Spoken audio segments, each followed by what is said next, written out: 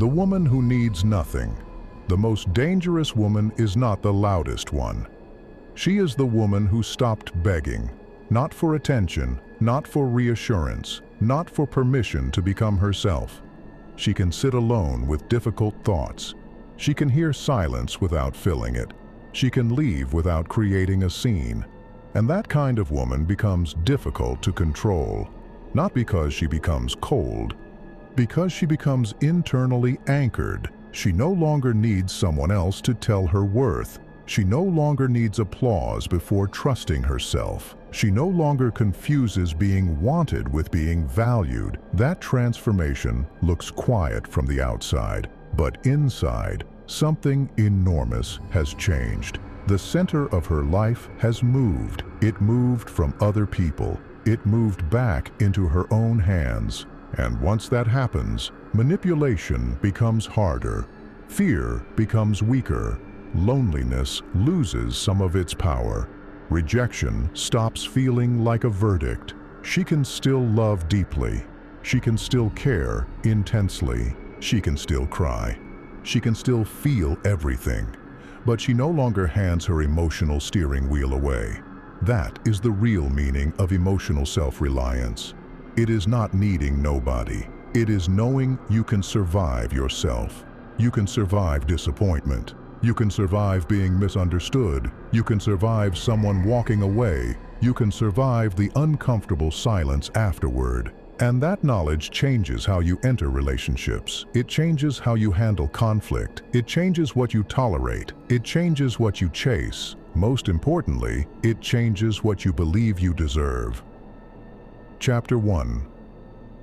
The day you stopped asking. There is a strange moment in every woman's life. Nobody else notices it. There is no dramatic music, no door slams, no speech in front of a mirror. It happens quietly, usually after exhaustion. Maybe you're sitting in your car. The engine is off. Your coffee has gone cold. Your phone is glowing beside you. You are staring at one message. You have rewritten your reply 6 times. You are trying to sound calm. You are trying to sound desirable. You are trying not to seem upset. Then something inside you gets tired. Not physically tired, something deeper. You suddenly realize what you're doing. You are negotiating for basic emotional security, and you hate the feeling. So you put the phone down, you breathe. You don't send the message. That tiny decision can change everything, because emotional freedom rarely arrives dramatically. It arrives through small refusals. You refuse to chase. You refuse to explain yourself endlessly. You refuse to perform for approval. You refuse to become smaller. You refuse to betray yourself for connection. At first, this feels incredibly uncomfortable. Your mind will create reasons to go back. Maybe they misunderstood you. Maybe you should explain again. Maybe they need more reassurance. Maybe you were too distant. Maybe you should apologize first. Maybe they will leave. There it is, the fear underneath everything. Maybe they will leave. And that fear controls more women than they realize. It controls the messages they send, the boundaries they avoid, the jobs they tolerate, the friendships they maintain, the relationships they desperately preserve. Sometimes fear disguises itself as kindness. Sometimes people-pleasing looks like love. Sometimes over-explaining looks like communication. Sometimes constant availability looks like devotion. But underneath it sits one quiet question. What must I become to keep them? That question can destroy your sense of self, because the moment you need someone to stay desperately, you start bargaining. You give more, you ask for less, you forgive faster, you accept things you once rejected. You silence instincts that once protected you. You call discomfort patience, you call anxiety love, you call self-abandonment compromise. Eventually, you barely recognize yourself. Then emotional self-reliance begins. It begins when you ask a different question. What do I need to remain myself? That question is radically different. It puts your life back inside your hands. You stop measuring yourself through reactions. You stop checking your value through someone else's mood. You stop treating silence as rejection. You stop treating distance as catastrophe. You start observing instead. You notice patterns. You notice behavior. You notice consistency. You notice how your body feels around certain people. You notice how peaceful your home becomes after certain conversations end. You notice how exhausted you feel after certain friendships. You notice how often you abandon your own needs. That awareness is uncomfortable, but discomfort can be useful. It can reveal what comfort was hiding. A woman who knows herself becomes harder to manipulate. She doesn't need to prove every feeling. She doesn't need everyone to agree. She doesn't need immediate closure. She can say, "I don't know yet." That sentence requires enormous strength. Because modern life rewards certainty, social media rewards performance, relationships often reward emotional convenience. But a self-reliant woman can pause, she can wait, she can think, she can change her mind, she can admit she was wrong, she can admit someone else was wrong. She doesn't need to win every emotional argument. She needs to remain honest with herself. That is a much higher standard, and it creates something powerful, inner authority. You stop asking everyone what your experience means. You start examining it yourself. You become your own witness, your own observer, your own quiet place to return. That does not make you detached. It makes you less desperate, and desperation changes everything. Desperate people accept crumbs. Grounded people notice the empty plate. Desperate people chase explanations. Grounded people watch behavior. Desperate people fear endings. Grounded people respect reality. This is where your freedom begins, not when everyone loves you, when you stop requiring it. Chapter 2. The Power of Not Being Needed. There is another level of emotional self-reliance. It is learning to live without constant emotional confirmation. That sounds simple. It is anything but simple. Think about the smallest moments. You send someone a message. They don't answer. Your mind immediately creates a story. Maybe they're angry. Maybe they lost interest. Maybe you said something wrong. Maybe someone else matters more. Your stomach tightens. You check your phone. Nothing. You check again. Still nothing. The silence becomes louder. But here's the important part. The silence contains no explanation. Your mind supplied one. That distinction can save you years of emotional suffering. Facts are facts. Stories are stories. Someone hasn't replied. That is a fact. They don't care about me is an interpretation. Those two things are not equal. Emotional self-reliance means learning that difference. You don't immediately believe every thought. You don't obey every emotional impulse. You create space between feeling and action. That space is freedom. You feel anxious. You don't immediately text. You feel rejected. You don't immediately retaliate. You feel lonely. You don't immediately return to someone harmful. You feel uncertain. You don't immediately demand reassurance. You breathe first. You observe first. Then you choose. That pause is where emotional maturity lives.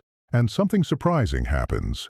The more you practice it, the calmer you become. Not because life becomes easier, because your reactions become less automatic. You become less dependent on external weather. Someone can be distant. You remain steady. Someone can disagree. You remain steady. Someone can criticize you. You listen without collapsing. Someone can praise you. You appreciate it without needing more. That balance is rare. Most people swing between extremes. They crave approval, then they fear losing it. They become addicted to reassurance. Then they resent needing reassurance. They want independence. Then loneliness scares them. True self-reliance lives somewhere between those extremes. You can need people. You simply don't need them to define you. You can love someone. You simply don't need their love to validate your existence. You can want a relationship. You simply don't need one to feel complete. That distinction changes your standards. You stop asking, "Will they choose me?" You start asking, do I choose this? That's a completely different woman. The first question creates anxiety. The second creates discernment. You stop auditioning. You start observing. You stop trying to become irresistible. You start becoming authentic. You stop asking whether someone wants you. You start asking whether they respect you, whether they are consistent, whether their actions match their words, whether you feel peaceful around them, whether you can be honest without punishment, whether your boundaries are respected, whether your life becomes larger with them. Those questions are quieter, but they are much more powerful, because emotional dependence makes you focus outward. Self-reliance turns your attention inward, not obsessively. Honestly, you begin studying yourself. Why did that comment hurt? Why did I feel threatened? Why did I need their approval? Why did I ignore my instincts? Why did I stay after my trust disappeared? These questions aren't accusations. They are investigations. You are not trying to punish yourself. You are trying to understand yourself. That is where self-discovery becomes profound. You start meeting the parts of yourself you neglected. The ambitious part, the tired part, the frightened part, the creative part, the lonely part, the angry part, the hopeful part. You stop demanding that every part behave perfectly. You simply listen. And when you listen long enough, patterns appear. Maybe you learn to earn affection. Maybe you learn to avoid conflict. Maybe you learn to keep everyone comfortable. Maybe you learned that being easygoing meant being lovable. Maybe you learn to hide your needs. Maybe you learn to become useful. Useful people often receive praise, but praise isn't intimacy. Being needed isn't the same as being loved. That realization can hurt. It can also liberate you, because now you can choose differently. You can stop performing usefulness. You can stop rescuing everyone. You can stop managing everyone's emotions. You can let adults carry their own consequences. You can let people misunderstand you sometimes. You can let someone be disappointed. You can survive someone saying no. You can survive saying no yourself. That last one matters enormously, because boundaries aren't powerful until you can tolerate their consequences. Anyone can say no. The difficult part is accepting what happens afterward.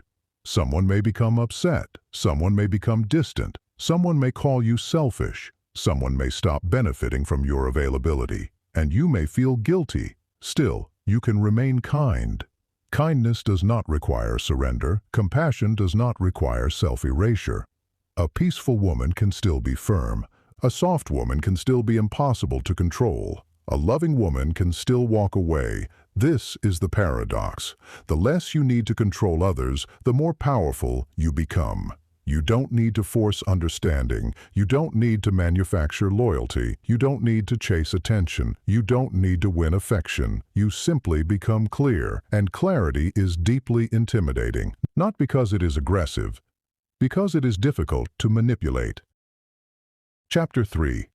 The freedom of becoming your own home. Eventually, emotional self-reliance changes something deeper. You stop searching for home inside other people. You begin building it inside yourself. That does not mean becoming isolated. It means becoming internally safe.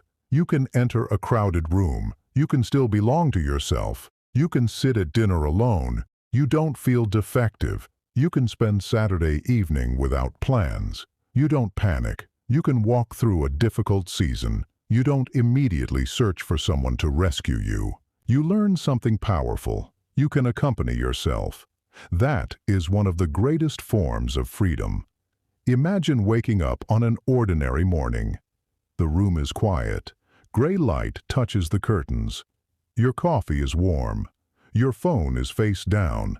There is no urgent message. No one is validating you. No one is criticizing you. And you're okay. Not euphoric, not pretending, just okay. Your life doesn't require constant emotional noise. You can hear yourself think. That silence becomes luxurious. You begin protecting it.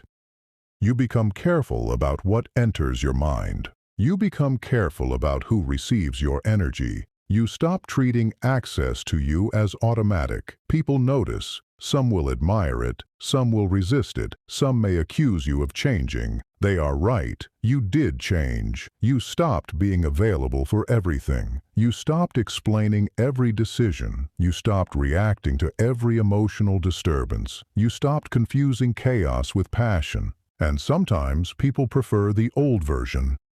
The old version was easier. She apologized quickly. She accepted uncertainty. She overextended herself. She answered every message. She explained every boundary. She stayed available. She needed approval. The new version is different. She still cares. But she has limits. She still loves. But she has standards. She still listens. But she trusts her judgment. She still gives. But she no longer gives herself away. That is emotional self-reliance. Not becoming untouchable, becoming unshakable.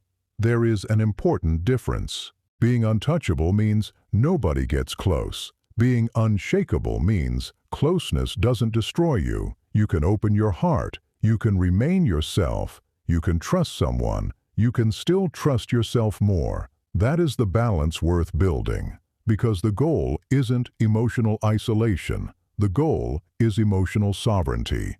Your emotions belong to you. Your choices belong to you. Your attention belongs to you. Your time belongs to you. Your standards belong to you. Other people can influence you. They don't get to govern you. And that changes relationships profoundly. You stop entering them from hunger. You enter them from abundance. You don't ask someone to complete your identity. You invite them into an identity already being built. You don't demand that they heal every insecurity. You take responsibility for your healing. You don't expect them to read your mind. You communicate clearly. You don't punish them for having boundaries. You respect theirs, and you expect the same respect. That is where mature love becomes possible, because two dependent people often create a fragile system. Each person becomes responsible for the other's emotional weather. One person's mood controls the room. One person's silence creates panic. One person's approval becomes oxygen. That's exhausting. Self-reliance breaks that cycle. You can say, "I love you," without meaning, "Please keep me." You can say, "I miss you," without meaning, "I cannot function without you." You can say, "I'm hurt," without meaning, "You must fix me immediately." You can say, "I disagree," without meaning, "You are my enemy." That emotional precision is strength. It allows honesty without destruction. And perhaps the most beautiful part comes later. You begin trusting your own company. You discover your own rituals, a morning walk, a notebook beside the bed, music in an empty kitchen, a long drive without notifications, a book with folded pages, a quiet room after sunset. These moments seem insignificant. They are not. They teach your nervous system something important. You are capable of being with yourself. You don't need constant stimulation. You don't need constant reassurance. You don't need someone watching. You can build a life that feels meaningful privately. That is where real confidence grows. Not from being admired, from being known by yourself. You know what you believe. You know what you tolerate. You know what you refuse. You know where you are still weak. You know where you are becoming stronger. You don't need to pretend perfection. You simply refuse to abandon yourself. That is the line. Everything changes after that line. You may still make mistakes. You may still choose the wrong person. You may still trust someone who disappoints you. You may still lose your temper. You may still have lonely nights. Self-reliance doesn't make you invincible. It makes recovery possible. You know how to return. Back to your values. Back to your breath. Back to your standards. Back to your own voice. And that is why emotional self-reliance can look dangerous. A woman who knows she can leave behaves differently. A woman who knows she can stand alone negotiates differently. A woman who doesn't fear rejection chooses differently. A woman who doesn't need constant approval speaks differently. A woman who can tolerate loneliness doesn't accept every company. A woman who trusts herself doesn't require permission. That woman cannot be easily purchased with attention. She cannot be easily controlled with silence. She cannot be easily trapped with guilt. She cannot be easily convinced that her instincts are meaningless. She watches, she listens, she thinks, then she decides, quietly, without needing an audience. That is power without performance. And perhaps that is the deepest form of female stoicism. Not becoming emotionless, not becoming hard, not pretending nothing hurts. It is learning that pain does not have to command you. Fear can speak. You don't have to obey it. Loneliness can visit. You don't have to surrender to it. Anger can rise. You don't have to become it. Love can arrive. You don't have to lose yourself inside it. You remain. That is the entire secret. You remain. When someone leaves, you remain. When someone misunderstands you, you remain. When plans collapse, you remain. When your old identity no longer fits, you remain. And eventually, something beautiful happens. You stop asking where you belong. You realize you belong with yourself first. Then everything else becomes a choice. Love becomes a choice. Friendship becomes a choice. Work becomes a choice. Where you live becomes a choice. What you tolerate becomes a choice. Who gets access becomes a choice. You stop living from emotional necessity. You start living from deliberate intention. And that is freedom. Not the freedom to have everything, the freedom to need less from everything, the freedom to walk away without hatred, the freedom to stay without fear, the freedom to love without disappearing, the freedom to be alone without feeling abandoned, the freedom to hear silence without panicking, the freedom to choose yourself without becoming cruel. That is the woman you are becoming. Not colder, clearer, not harder, stronger, not distant, self-possessed. She does not need to prove her strength. Her life reveals it. Her boundaries reveal it. Her silence reveals it. Her choices reveal it. And when the world becomes loud again, she knows where to return. Not to another person, not to applause, not to validation, not to distraction, to herself. Because the strongest woman in the room isn't always the one speaking. Sometimes she is the one sitting quietly, feeling everything, needing nothing explained, knowing exactly who she is, and knowing she will not abandon herself again.